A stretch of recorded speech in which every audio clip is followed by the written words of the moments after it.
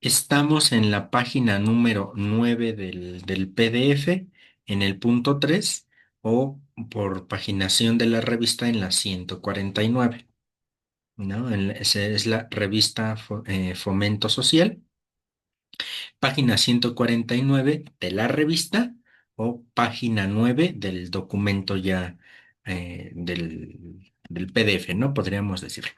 Entonces estamos en este paso, la lectura estructural de los tres primeros capítulos de Gaudium et Spes y algunas interpretaciones de este mismo documento.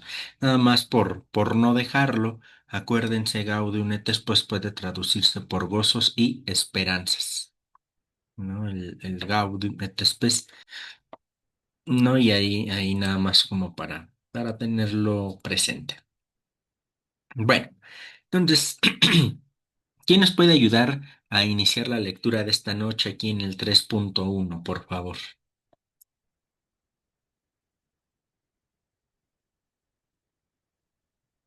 ¿Quién se anima? Hermanito Iván.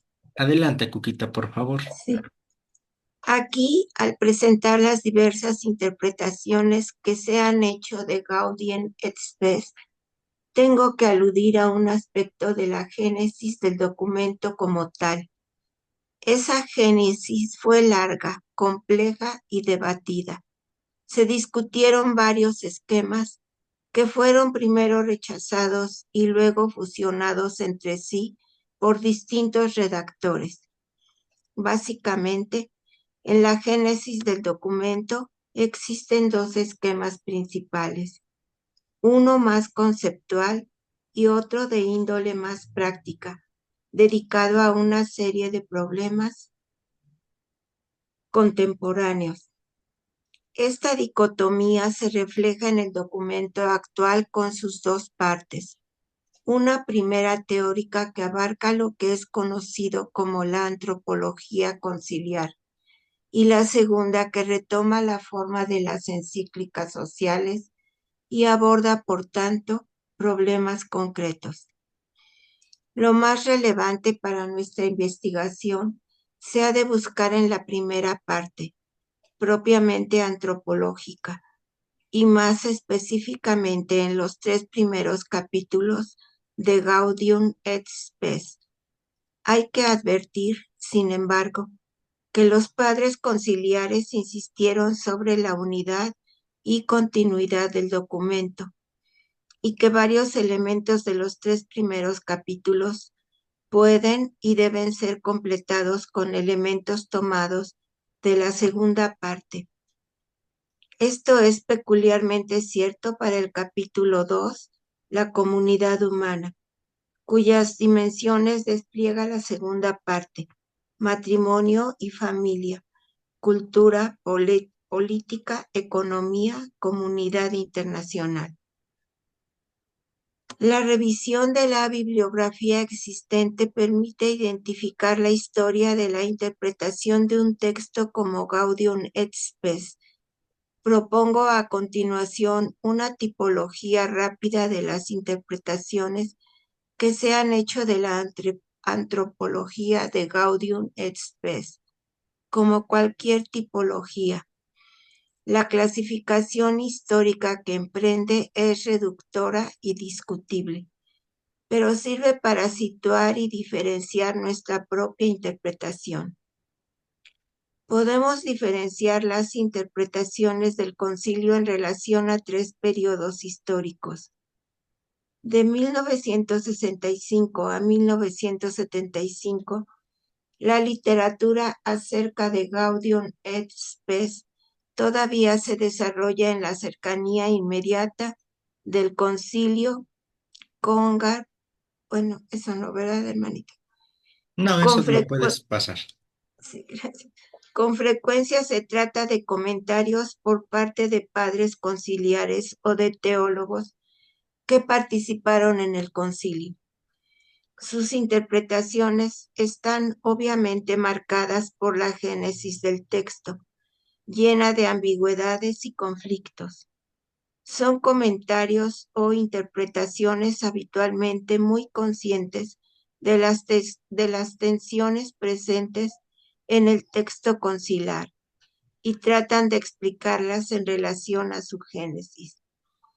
Frecuentemente, estos autores aún toman posición sobre contenidos del texto como si el debate no se hubiera acabado y se necesita clarificar el sentido original de uno u otro párrafo. Una segunda oleada de interpretaciones sucede a partir del 20º aniversario de la clausura del concilio, esto es a partir de 1985. Aquí el tono es marcadamente diferente.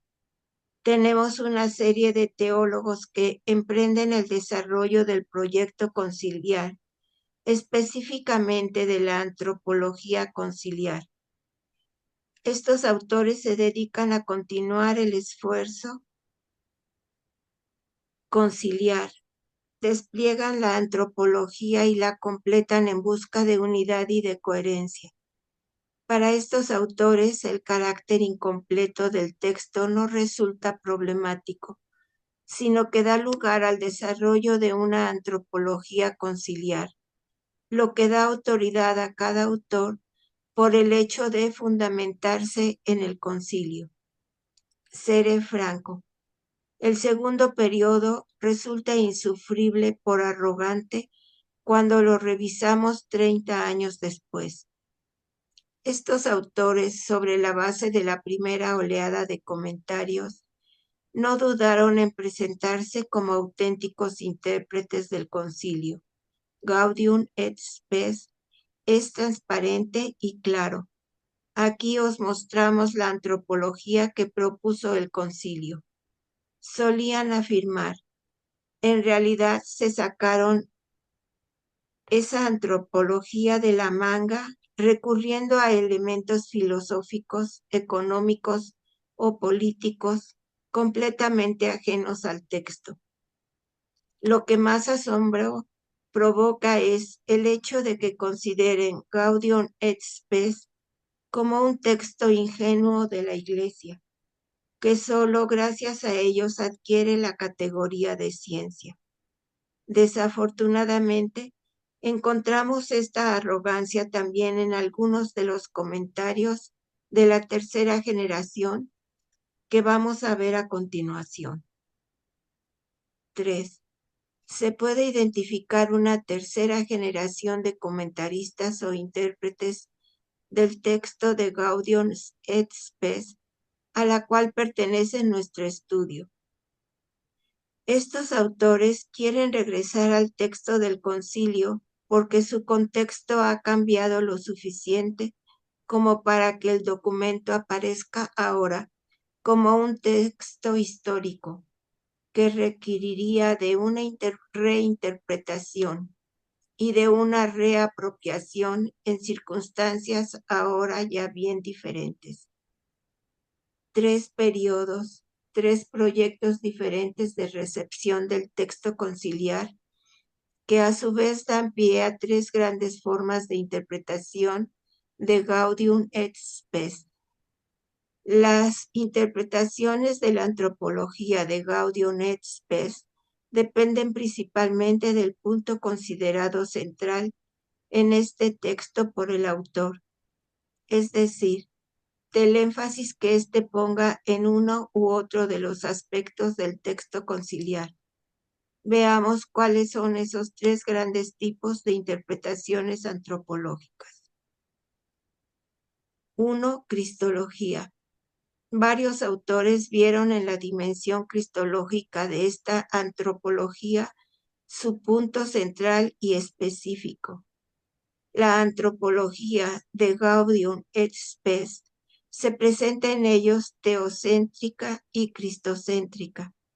En primer lugar, estas lecturas de la antropología conciliar son dinámicas, siempre atentas a la forma mediante la cual el hombre encuentra a Dios en el interior de su condición histórica y comunitaria, es decir, a través de su acción hacia los otros. Y en segundo lugar, son lecturas que enfatizan la vocación del hombre. en cuanto creado a imagen y semejanza de Dios. El hombre ha de conocer y amar a Dios en la especificidad de las circunstancias históricas que le toca vivir. Se trata de una estructura fundamentalmente cristológica, en la que el hombre nace y se ordena a Dios a través del mundo. Estamos ante un esquema antropológico que ya es clásico en teología, expresado ahora con categorías nuevas.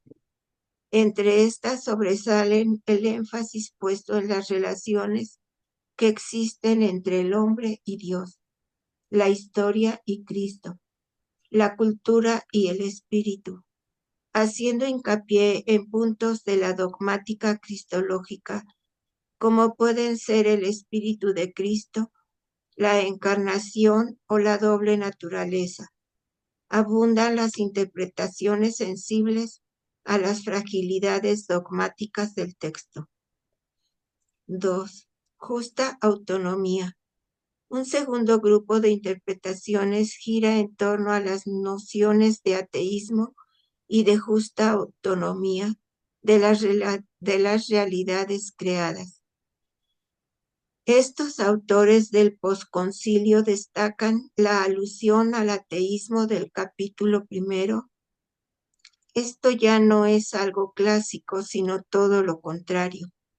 El anticlericalismo de la Ilustración francesa había creado un antagonismo explícito entre la fe cristiana y el ateísmo moderno. La introducción aquí del ateísmo como elemento de una antropología cristiana sorprende y es para Henry de Lubac un punto sobresaliente de Gaudium et Spes. Estos autores defienden que el ateísmo no se reduce a su oposición a la fe cristiana, sino que posibilita una purificación de la antropología promovida por la Iglesia. El ateísmo permite una catarsis de las nociones de hombre, de mundo, de cultura e incluso de iglesia, en cuanto que habla de la cultura del mundo y del hombre. Catarsis, purificación. He aquí las temáticas centrales de esta lectura de la antropología conciliar. En esta perspectiva, la relación del hombre con Dios se concreta en temas clásicos como la relación entre razón y fe, entre lo natural y lo trascendente, entre la ciencia y la teología. El punto central, sin embargo, de estas lecturas de la antropología conciliar será establecer la justa autonomía del mundo creado y del actuar humano. La autonomía no es problemática ni contestada, es un tema ya antiguo en la literatura teológica. El problema es saber dónde ha de fijarse la medida de esta justa autonomía. Al emplear la expresión justa autonomía, los padres conciliares recurren al famoso término medio aristotélico, resultante del equilibrio entre dos excesos: exceso de dependencia, exceso de autonomía. Pero solo responden teológicamente a la pregunta acerca de cuál es este término medio. ¿Dónde está el punto de equilibrio? Un análisis estructural del capítulo primero no deja lugar a dudas. El criterio último es cristológico. Véase más abajo, esquema 1. La autonomía ha sido creada, es decir, ha surgido de una relación anterior, y es en esta donde encuentra tanto su fundamento como su finalidad y, por tanto, la razón de su justo equilibrio entre el exceso de dependencia y el exceso de autonomía. 3. Pastoral de la Iglesia. Finalmente se puede identificar un tercer gran grupo de interpretaciones del índole eclesiológico pastoral.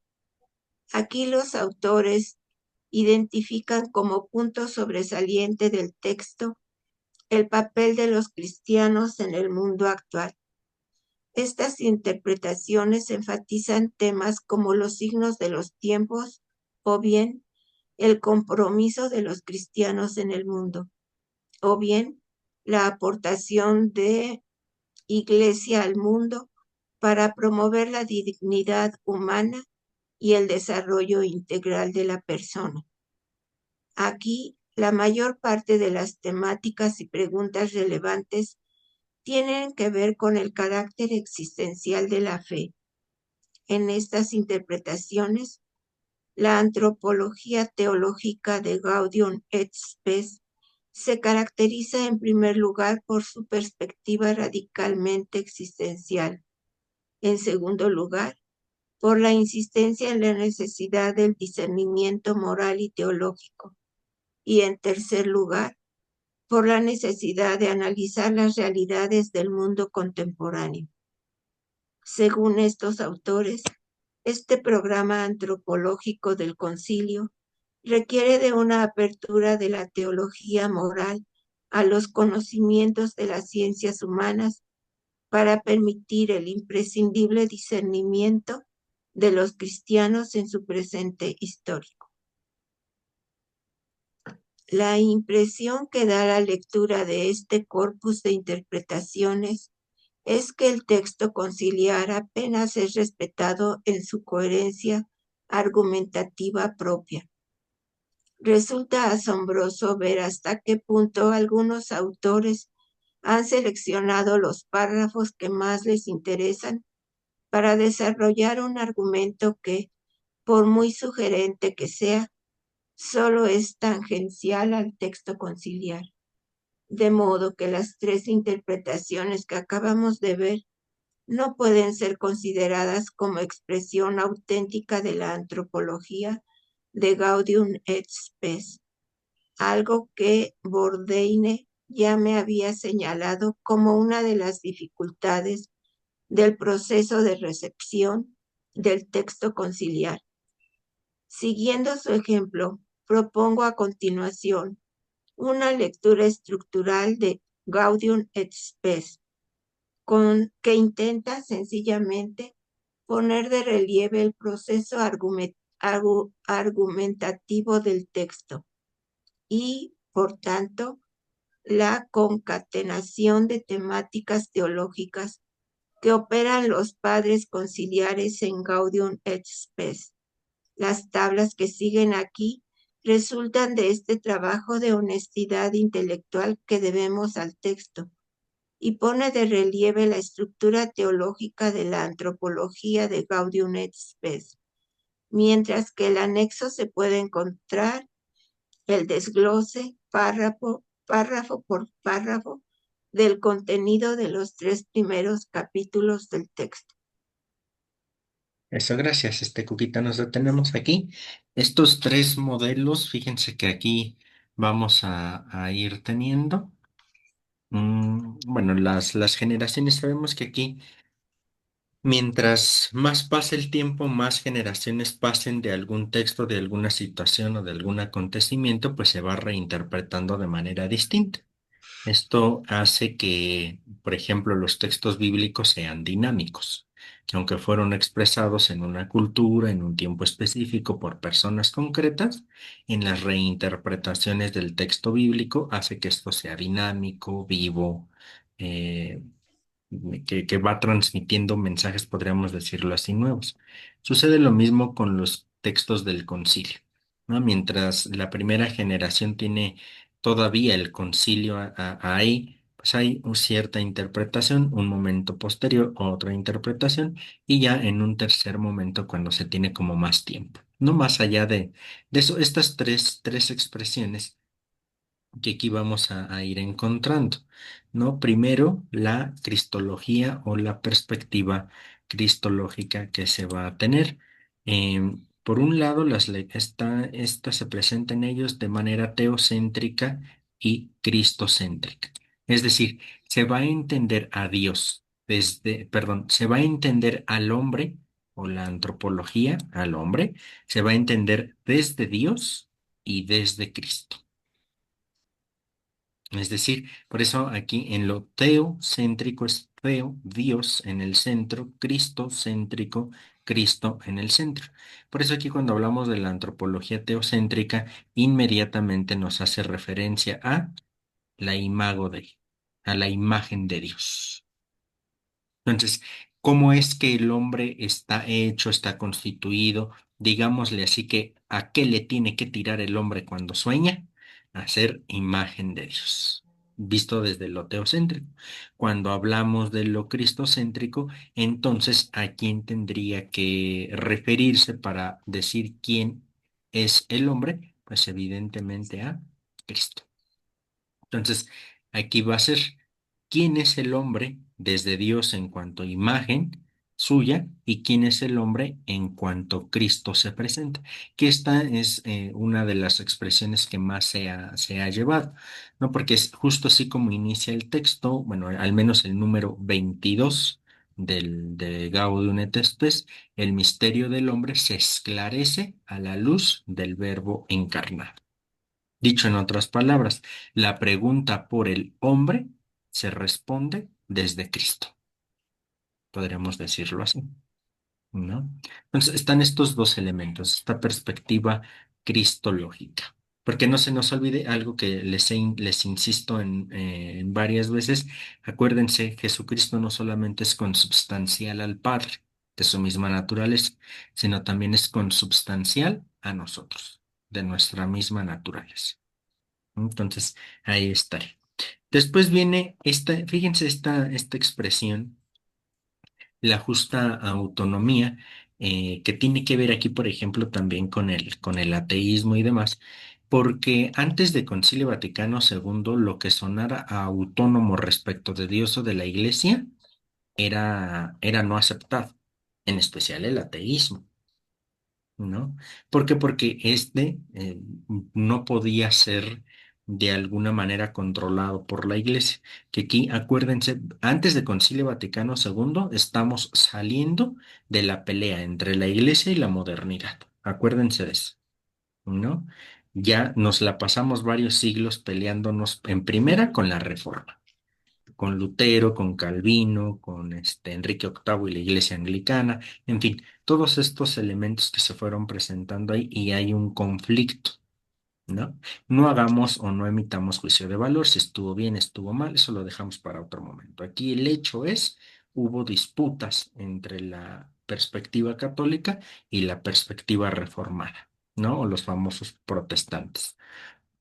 Después de esto, cuando medianamente se empieza a recomponer el asunto, pero entresacado de aquí, pues viene la pelea con el mundo moderno, ¿no? Que el mundo moderno, sabemos, de la perspectiva teocéntrica, Dios en el centro, pasa a lo antropocéntrico, el hombre en el centro, y el hombre como medida de todas las cosas, que ahí va a encontrar otra disputa, la iglesia, ¿no? O la teología que hace la iglesia en cuanto que la medida de todas las cosas tiene que ser Dios, no el hombre.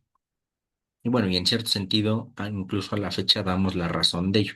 Pero aquí el punto está en entender esto. ¿Y quiénes proponían en demasía la justa autonomía del hombre y toda la realidad creada? El ateo. Aquí sí hay que ir diferenciando o precisando qué cosa o quién, mejor dicho, me corrijo yo solito, quién es un ateo.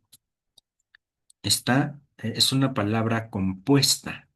El prefijo a es privativo de lo que viene a continuación.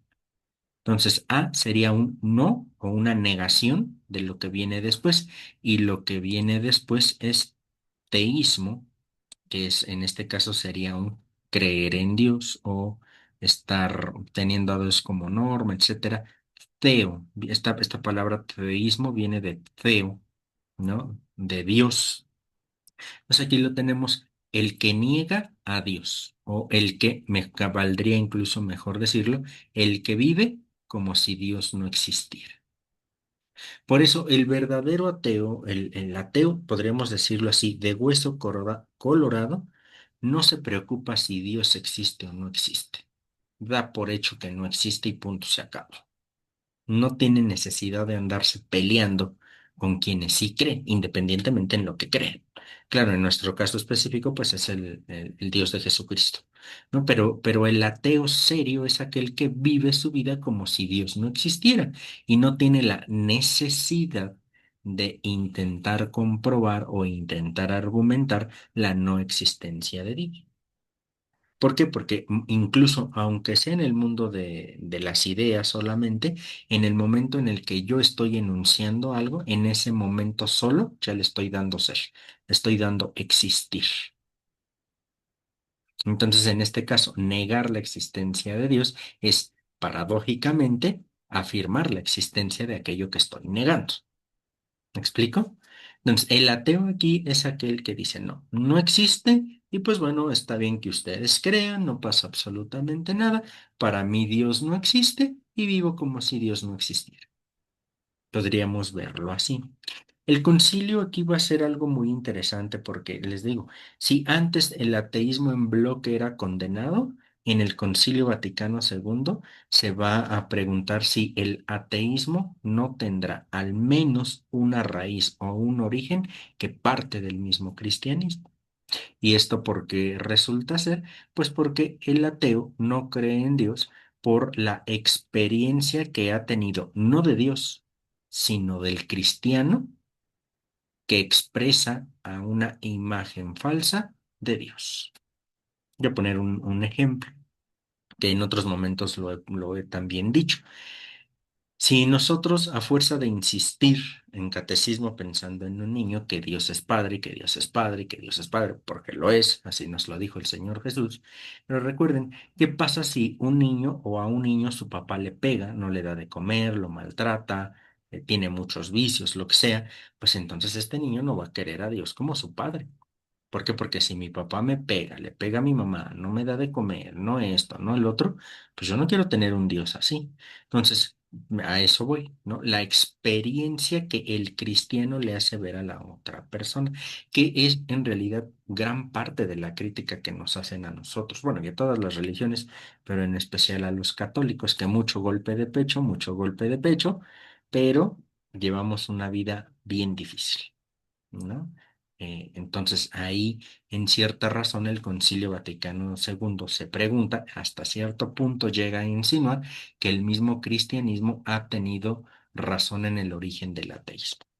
Por eso va a decir también el Concilio Vaticano II, hay quienes por cuna nacen no creyendo, bueno, en una familia no creyente, ¿no? Y va a decir, estos no pueden ser simplemente condenados porque no han tenido la experiencia de Dios, una experiencia decente, una experiencia auténtica, no la han tenido. Y entonces dice, este tipo de ateísmo se puede dialogar con, etcétera.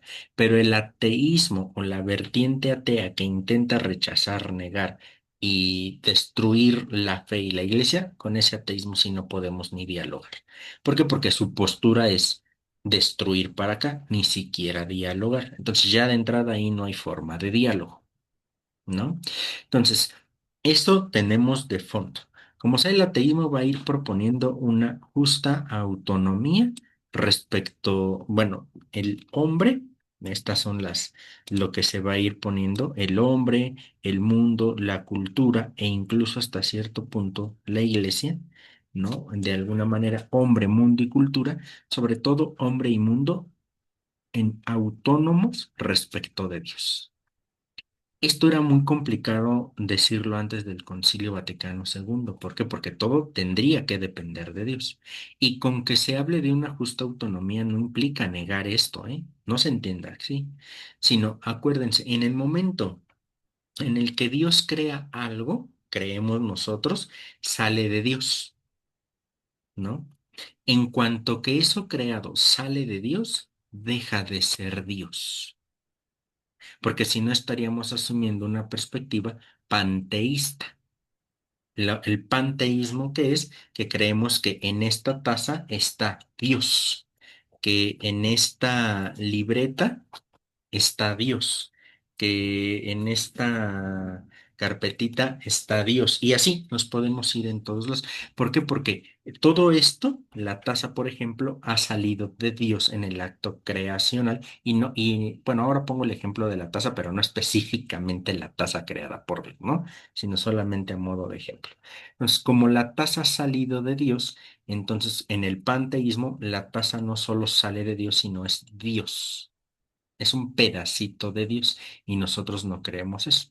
Nosotros entendemos que a partir de todo lo creado podemos llegar al encuentro con Dios.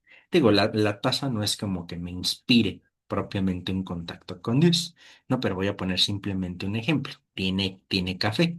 El café a mí me gusta mucho y entonces puedo ocupar esta experiencia del café para decir gracias Dios por el café, porque tú lo has creado, etcétera, etcétera, etcétera. ¿Me explico? Entonces, de esta manera, la taza y el café no son Dios, han salido de Dios en el acto creacional, pero en ese mismo acto en que salieron de Dios, ya dejaron de ser Dios. Y por tanto, tienen una justa autonomía las cosas. Y evidentemente también nosotros. ¿Sale? Entonces, esta justa autonomía implicaría, por eso al final de esto voy a expresarlo así. Como siempre les digo, el justo medio es la virtud, ¿no?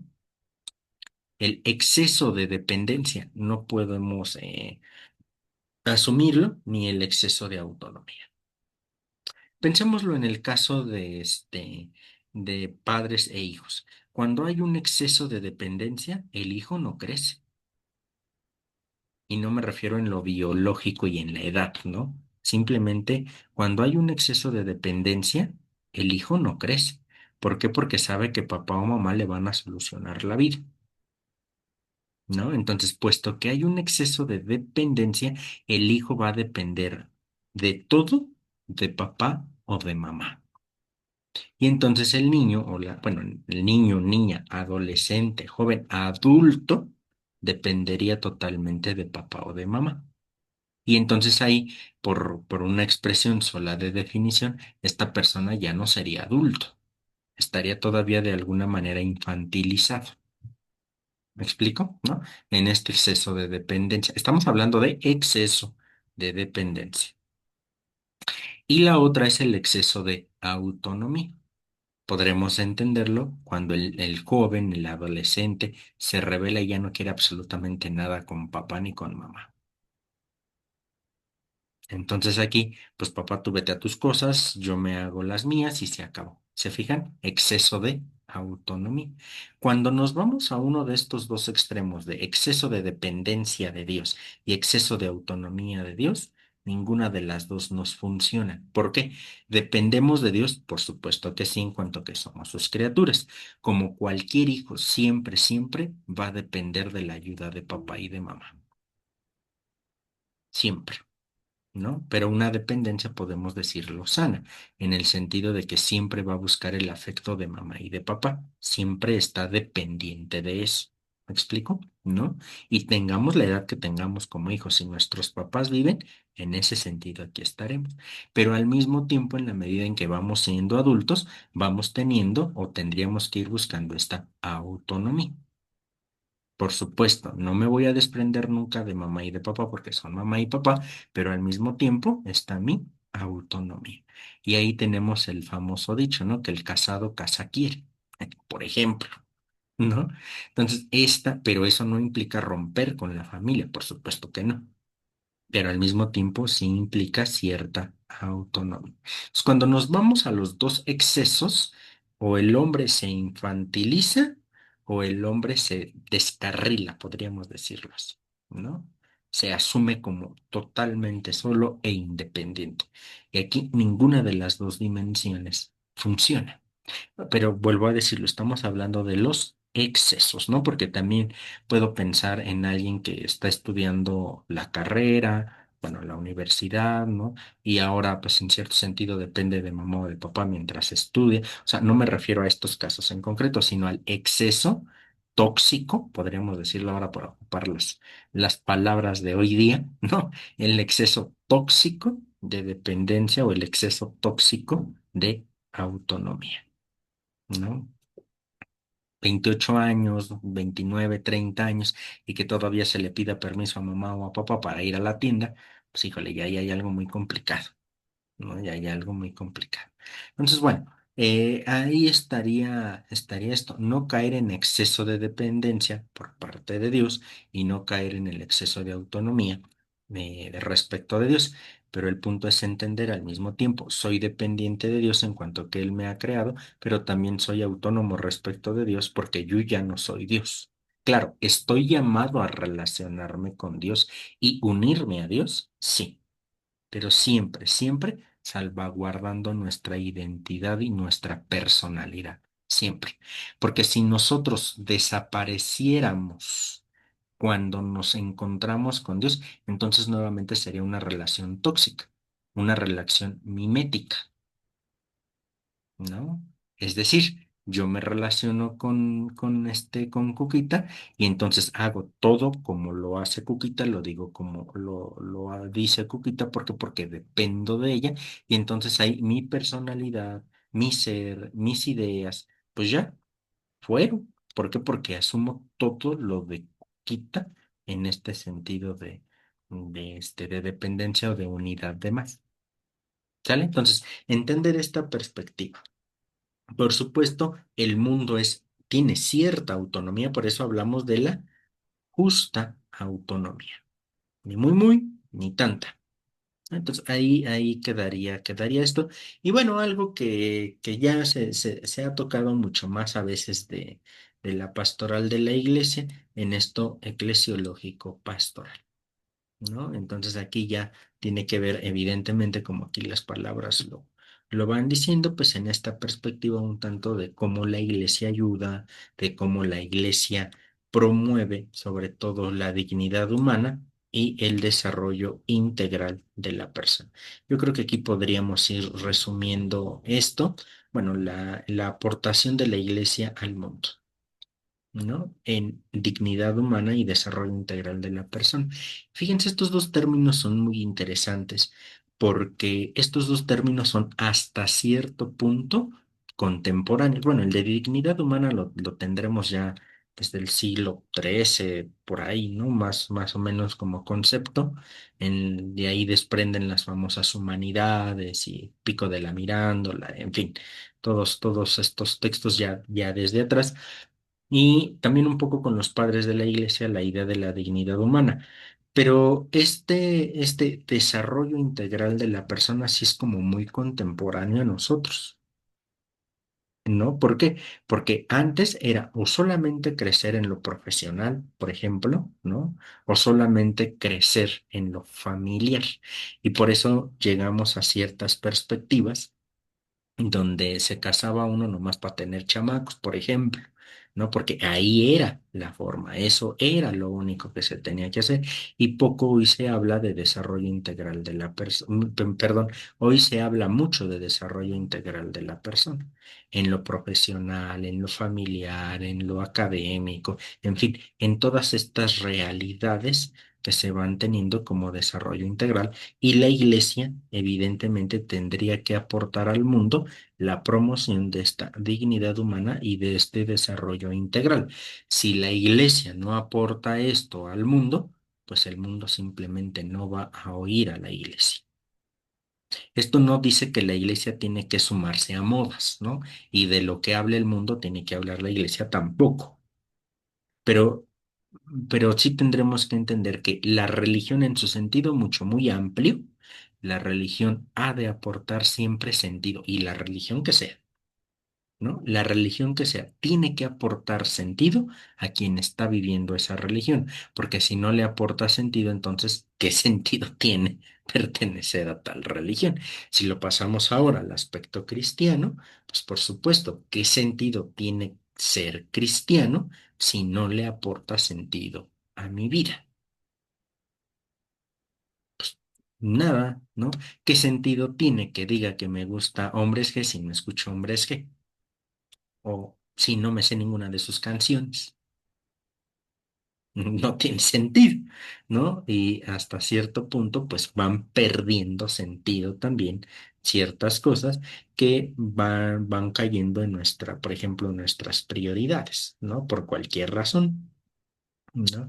Y que esto no dice bueno o malo, sino que también van cambiando prioridades, pues no pasa absolutamente nada, ¿no? Pero que si a final de cuentas, si algo no le da sentido a mi vida, entonces, ¿como para qué lo estoy haciendo? ¿Como para qué sigo ahí?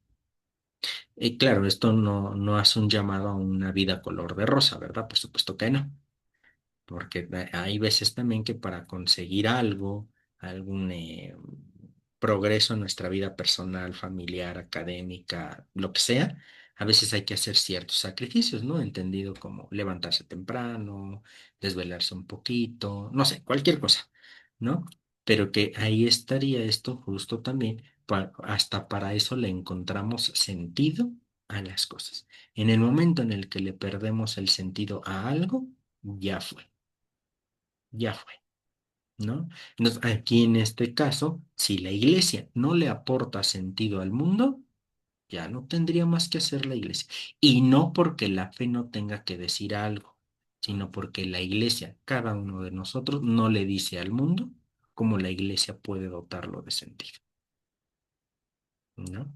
Claro, esto no hay que verlo como una perspectiva muy negativa de nosotros, de la iglesia, no, sino ahora lo estoy enunciando justo para ir viendo lo que el concilio nos va proponiendo.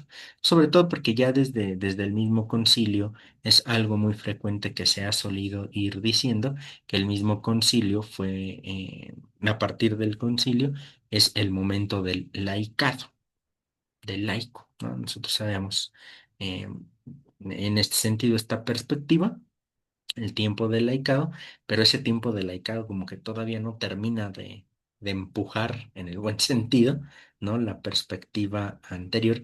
Por ejemplo, el Papa Francisco insistió mucho no de lo clerical, sino del clericalismo, ¿no? Que es la perspectiva eh, eh, extravagante de lo clerical, ¿no? Cuando se empieza a presentar como que yo soy cristiano de primera, tú eres cristiano de segunda. Eso es clericalismo, no precisamente tiende al clérigo, ¿no? Por eso diferencio entre lo clerical, depende del clérigo, del ministro ordenado, y el clericalismo, ¿no? Cuando se piensa que por saber más, por tener algún cargo dentro de la iglesia o por ser ministro ordenado, se cree superior al resto de los que no tienen ese puesto, ese momento, esa consagración también sacerdotal, ¿no?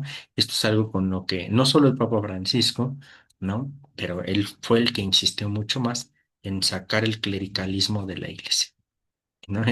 Porque incluso decía, hay clérigos, hay laicos más clérigos que el mismo clérigo, o clericalizados que el mismo clérigo, ¿no? Y pues bueno, ahí está esta perspectiva. En fin, vamos dejando hasta aquí nuestra lectura para que les dé un espacio, nos quedamos aquí en el 3.2. Mm, ¿Alguna pregunta, algún comentario de esto que hemos revisado?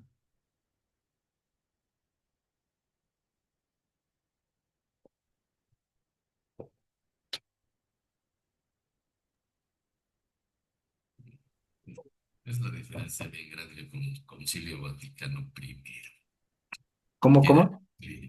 es un cambio de paradigmas con respecto al Concilio Vaticano primero, que el Ujú. clérigo, la iglesia, todo giraba alrededor de él y había aquí estos excesos.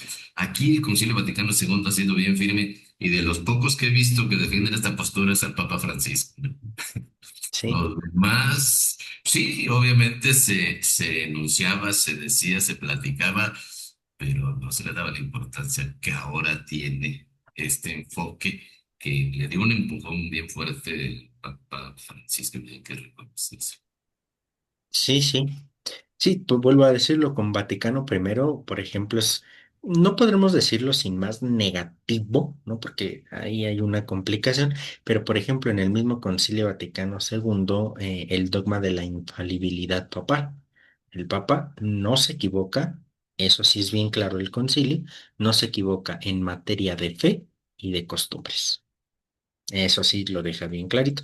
Si un papa quisiera decir, ahora hablo ex cátedra, habla el mismo Espíritu Santo y de ahora en adelante 2 más 2 va a ser 5, señor papa, siéntese tantito porque no le corresponde. Materia de moral o de moral y de costumbres o de fe, ahí sí es infalible. ¿No? No en otros campos, porque a veces también se malentendió que entonces como el Papa era infalible, pues que podía decir y hacer lo que quisiera, porque era aquí el mero mero, ¿no? Evidentemente, el Concilio Vaticano II, Vaticano primero, perdón, presenta esto, entonces es dar una expresión como mayor a esta dimensión, bueno, en este caso Petrina, pero por extensión a todo el ministerio ordenado. ¿No? Que de alguna manera pienso que la iglesia ha ido en ciertos sectores como renovando esto, aunque pues es un poquito complicado también, ¿no? Digamos que mm, ¿cómo decirlo para no escucharme mal? Pues la generación todavía formada antes de Concilio Vaticano II, o las generaciones formadas antes de Concilio Vaticano II, pues todavía, ¿no? Muy lógicamente, si fueron formadas antes de esto, pues tienen estas ideas. No estoy diciendo que está mal o que está bien, simplemente así es, ¿no? O sea, les digo para no sonar mal, pero es una realidad eso, ¿no? Entonces, en la medida en que vienen las otras generaciones o venimos las otras generaciones, pues se puede ir cambiando algo. Para algunos teólogos muy peliagudos, ¿no? Dicen que el Concilio Vaticano II se celebró, pero todavía no se ha implementado. Por ejemplo, un poquito perspectivas ahí como matizadas que tendremos que estudiar un poquito más y demás, pero pues es cierto que en algunas cosas la iglesia ha avanzado y en otras le ha costado un poquito de trabajo, ¿no? Hasta cierto punto es algo muy normal en el famoso estira y afloja intergeneracional, ¿no? Pero que es algo que me parece nos tendría que ir motivando para una mejor y mayor preparación y a partir de ahí cumplir la misión de cristiano, ¿no? Me parece que ahí sería el punto. Muy bien. Pues bien lo dijo, profesor. La reinterpretación actualizada, sí, la interpretación actual siempre va a llevarnos a un nuevo dinamismo, a un nuevo entender. Ujú. Entonces, me pareció muy, muy, muy interesante lo de la justa autonomía y la respuesta que se da al que te dice, soy ateo. Pero bueno, como bien lo dijo también, no cree por la experiencia que tiene de nosotros mismos, por nuestra falta de coherencia entre el decir y el hacer. Ujú. Ujú. Creo que esa es o sea, como que lo más básico de esa partecita del ateísmo, ¿no? Ujú. Y ya, pues está. Exacto. No, Sí, muy bueno, está muy bien. gracias, Pati. Sí, porque por No, gracias a ejemplo, usted. no podremos hablar de algo que no hemos experimentado. Yo recuerdo que de chiquito, cuando iba a comer tacos, o mis papás me llevaban a comer tacos, yo recuerdo que siempre pedía de longaniza porque pues era lo que me gustaba. Y a ellos les gustaba pues los de tripita doradita. Y a mí yo decía, no, guácala, eso, ¿no? Pero el día que los probé, ya. Y son mis tacos preferidos, ¿no? La tripita doradita. Pero justamente por esto, porque no me daba la oportunidad, no hacía esta expresión. Y entonces, por supuesto, si el ateo, por definición, no ha tenido experiencia de Dios, pues ¿cómo lo podemos culpar de que no cree? ¿No? Es absurdo, es absurdo. ¿No? Entonces, bueno, ahí también estaría la perspectiva. Nora, adelante, por favor. Justamente estaba pensando esto del clericalismo, cómo esto pues provoca de alguna manera la ausencia, ¿no? Y también en las nuevas generaciones, cómo la experiencia de fe, de iglesia que buscan, pues se estrellan en muchas ocasiones cuando te encuentras en comunidades donde se vive una fe tan poco analizada con la actualidad, pues, ¿verdad? Y tal como lo está pidiendo este documento de como de vivir como con más apertura. Y qué bonito es reconocer pues que esto de la sinodalidad que se está promoviendo dentro de la iglesia, pues viene otra vez a hacer sintonía, ¿no? Con lo que estás diciendo. Ujú. y que la iglesia es algo escuché ahora hoy justamente de repente se nos olvida que Dios viene, que Jesucristo viene a redimir al mundo entero, a todo hijo de Dios, ¿verdad? Y ahí está incluido ateos, no ateos, cristianos, no cristianos, bautizados, no bautizados, y que somos corresponsables de darles a conocer esta buena nueva y con un corazón así misericordioso y abierto como lo hizo Jesús. Este, muchas gracias. Gracias, Nora. Y sí, les digo, porque a final de cuentas el conocimiento de Dios, como a veces lo llamamos, recuérdenlo, no solo es nocional, es decir, o epistemológico, es decir, no solo de conocimiento, sino es ante todo experiencia, ante todo experiencia. No por tanto, si, vuelvo al punto, si no hay una experiencia de Dios, pues olvidémonos de Dios, o sea, no hay más, no hay más. ¿No? Entonces, por eso, partiendo de nuestra propia experiencia, compartir esa experiencia de Dios y en esa medida vamos a dotar de sentido al mundo y dotar de sentido a la misma iglesia, ¿no? Y por ende, ahí va a ser, ¿no? Los primeros cristianos, justo, texto bíblico, se distinguían por compartir todo, juntarse en la mesa, etcétera, y hasta llamaba la atención y decía, yo quiero ser eso, pues órale, vente, pero a partir de qué, de ver la experiencia, el integrarse, en fin, toda una experiencia querigmático-práctica, ¿no? No solo querigmática del anuncio, sino también práctica, ¿no? Muy bien, pues vamos dejando hasta aquí nuestra sesión del día. La próxima semana continuaremos con esto. Ya retomamos, como les había dicho la semana pasada, los días miércoles a las 9:30 para continuar con esta perspectiva de la antropología en la Gaudium et Spes.